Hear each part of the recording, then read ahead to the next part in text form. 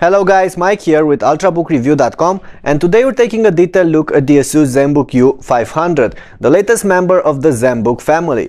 With a sleek body, fast hardware and an awesome 15-inch IPS display, this laptop has plenty of potential. Whether it lives to that potential or not, you'll find out by the end of this clip. So let's get going.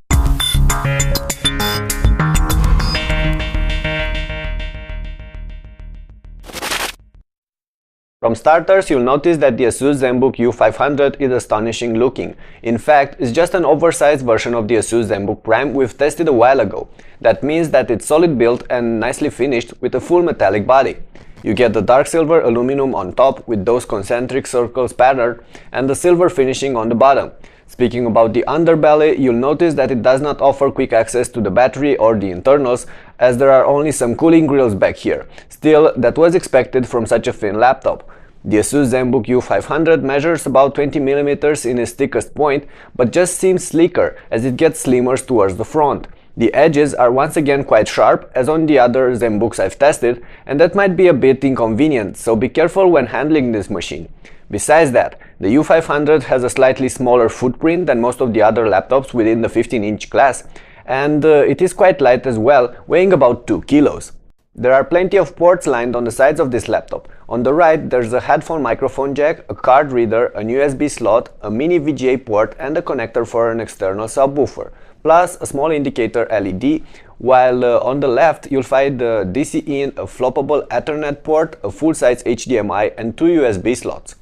You'll notice that the Asus could not fit an optical unit on this Zenbook, but there is one included in the box. In our case, that's an external DVD rewriter that can be easily connected to the laptop with the also included USB cable. But I'm pretty sure you could also get at least a Blu-ray combo once the U500 hits the stores. Speaking about what's inside the box, Asus also bundles a mini VGA to standard VGA adapter and packs the external subwoofer we've seen in the past on the N Multimedia series. And given how good those laptops were in terms of audio quality, this one is probably going to be just as good. We'll talk more about that later.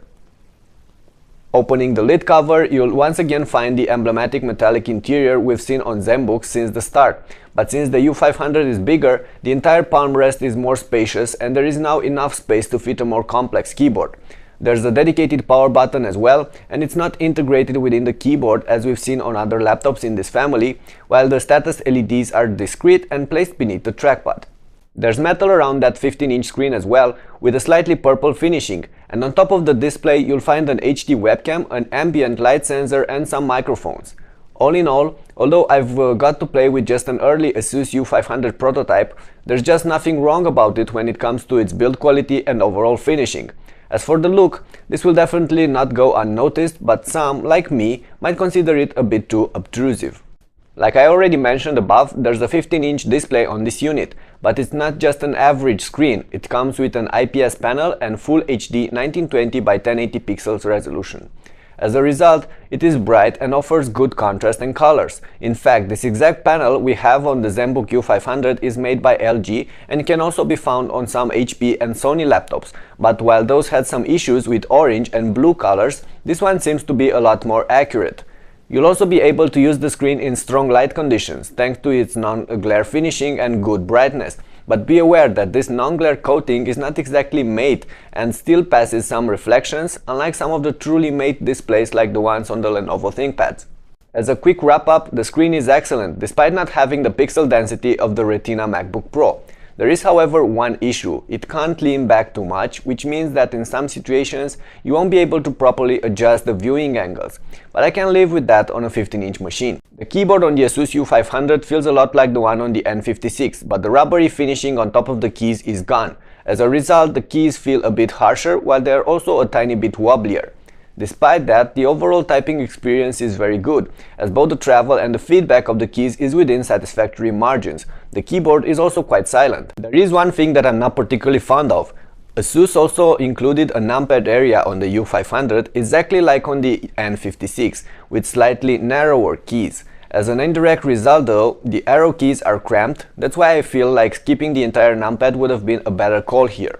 As for the trackpad, it's basically the one we've seen on the Zenbook Prime, which means it's large, feels good and it's usually accurate, but at times it can get quite jumpy and erratic, which does ruin the overall experience. Plus, it integrates the click buttons within the tactile area and they are a bit stiff and noisy. We're not going to get into many details here, as you'll find more about the performances by following the link in the description towards the written review. I will tell you that this laptop packs some powerful guts though.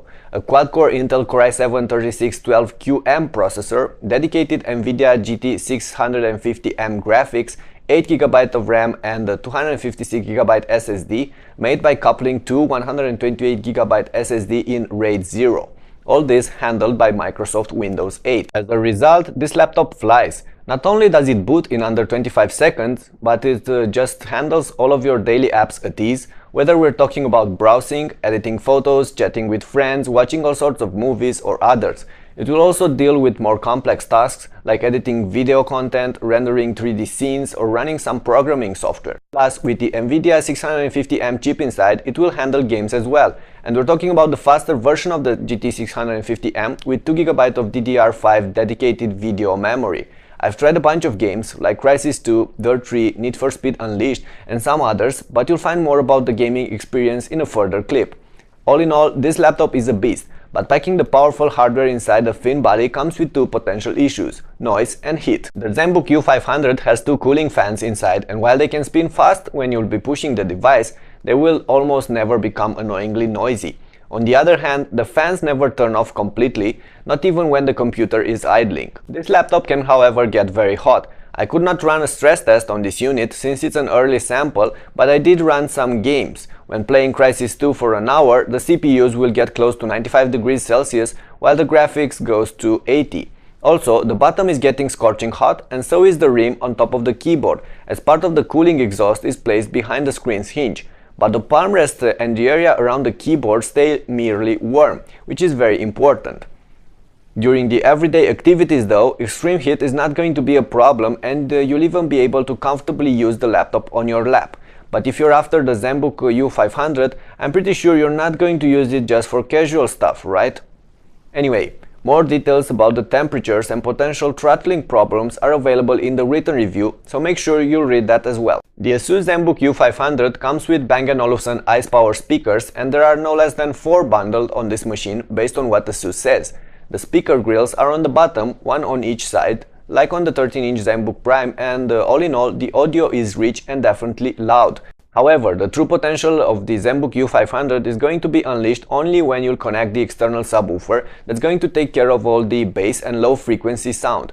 I've put up another video showing how good this laptop sounds and what's the difference when connecting or disconnecting the external woofer, so check it out. I should also tell you that the U500 features an HD webcam on top, and it will be alright as long as there's enough light around, otherwise the images will get quite noisy and underexposed. As for the wireless solution, Asus bundles the Intel Centrino Advanced N6235 module inside, and the overall performances are steady even when you're a bit further away from your router with some walls between. Wi-Fi and Bluetooth are also part of the mix. I did notice that the Wi-Fi takes sometimes 10 to 15 seconds to reconnect when the laptop resumes from sleep though, and I don't know if that's a Windows issue or not. As we get closer towards the end of this clip, it's time to talk about battery life. There's a 74 Wh battery inside the Zenbook U500, which sounds promising. Unfortunately, this test unit did not do as well as I was expecting, averaging only about 3.5 hours in daily use while browsing, chatting, editing some photos, writing some posts, listening to some music. And that's a bit too low, considering I was able to get slightly better on the Asus N56 that featured a faster processor. I blame this on either immature Windows 8 drivers or a faulty sample. That's why I'm not going to draw any conclusions here, and I'll update the final written review once I get to test the shelf-ready version of the Asus U500, hopefully in a month or two. I do know that this one will be available in stores in late October, early November, but I don't have any exact details on the prices for the time being, so I'll get back with that as well as soon as I'll know anything. All in all, the Asus Zenbook U500 is certainly one of the most impressive premium laptops of the moment. It's beautiful, it packs an excellent display and it's powerful, but like you'd expect from such a thin machine that bundles fast hardware, it does have some heating issues, and it's going to be expensive. Now, I'm not going to jump into conclusions for the time being though, as I've only played with an early sample of the Asus U500 and not the final product. Thus, you'd better keep an eye on the written review. You'll find the link towards that in the description below, where I'll add updates over the next weeks and months. With that in mind, it's time to end this clip. I do hope you enjoyed it, so don't forget to share it to your friends or hit that thumbs up button if you did. Also, I'd appreciate if you'd subscribe to my channel. We'll have plenty of other interesting clips coming in the near future. And of course, if you have any questions, just post them below and you'll get your answers. That's it for now. See you soon.